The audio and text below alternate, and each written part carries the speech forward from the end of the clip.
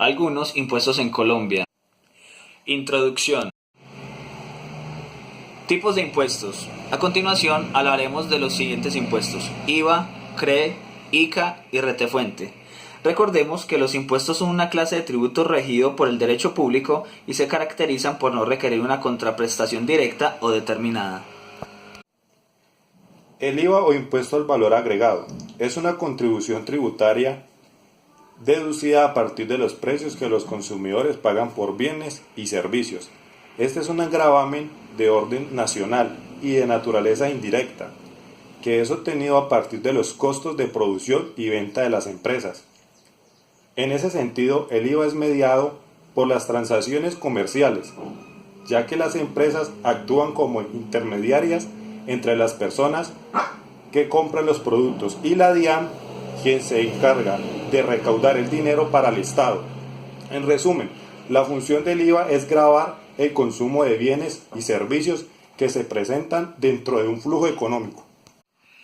Impuesto a Industria y Comercio es un gravamen de carácter municipal y ahora va toda actividad industrial, comercial o de servicios que se realiza en un municipio, en forma ocasional o permanente, con o sin establecimientos. En primer lugar, debemos hacer claridad que el impuesto de Industria y Comercio es un impuesto netamente distrital, es decir, que no aplica para todo el territorio nacional, sino para algunos municipios en particular.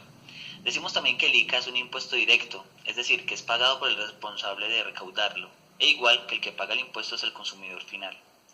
Los pertenecientes al régimen simplificado, quienes en el año anterior hubieran obtenido ingresos brutos inferiores a 104 millones, y los contribuyentes que pertenezcan al régimen simplificado que obtengan durante el año gravable ingresos netos inferiores a 80 salarios mínimos mensuales legales vigentes, no tienen que presentar la declaración de impuestos de Industria y Comercio.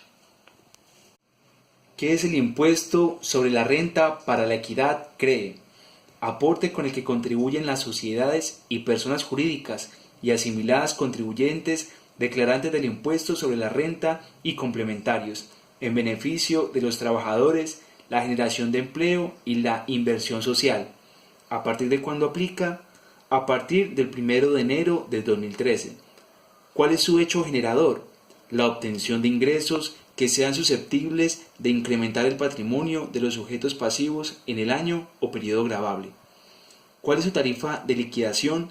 Para los años 2013, 2014 y 2015, la tarifa fue del 9% y en adelante bajó un punto porcentual llegando al 8%. ¿Quiénes están obligados? Entidades de derecho público, fondos de inversión, los fondos de valores, los fondos de pensión de jubilación e invalidez, los consorcios, las personas jurídicas, las sociedades de hecho, las personas naturales que en el año inmediatamente anterior tuvieran un patrimonio bruto o unos ingresos brutos superiores a 30.000 VTs, sociedades y entidades extranjeras, contribuyentes declarantes del impuesto sobre la renta por sus ingresos de fuente nacional obtenidos mediante sucursales y establecimientos permanentes. Retefuente. La retefuente en la fuente es una forma creada por el Estado para cobrar por adelantado algunos impuestos como el de renta, IVA, industria y comercio, entre otros, con el fin de tener un flujo constante de ingresos y disminuir la evasión. La retención en la fuente se realiza directamente cuando una persona natural o jurídica, conocida como sujeto pasivo, realiza una operación que está sujeta a algunos de los impuestos aplicables de retención. Este pago anticipado del impuesto lo recibe un sujeto conocido como agente retenedor, quien debe presentarlo ante la entidad fiscal correspondiente. Por ejemplo, cuando un empleador recibe un ingreso por concepto de su salario, el empleador retiene mes a mes un porcentaje de este valor, lo que constituye un pago por anticipado de su impuesto de renta. Al finalizar el año fiscal, el empleado ya ha pagado al Estado una cantidad X de impuesto de renta que al momento de declarar se deduce en la declaración de renta para determinar si debe o no pagar más impuestos o el Estado debe devolver el dinero.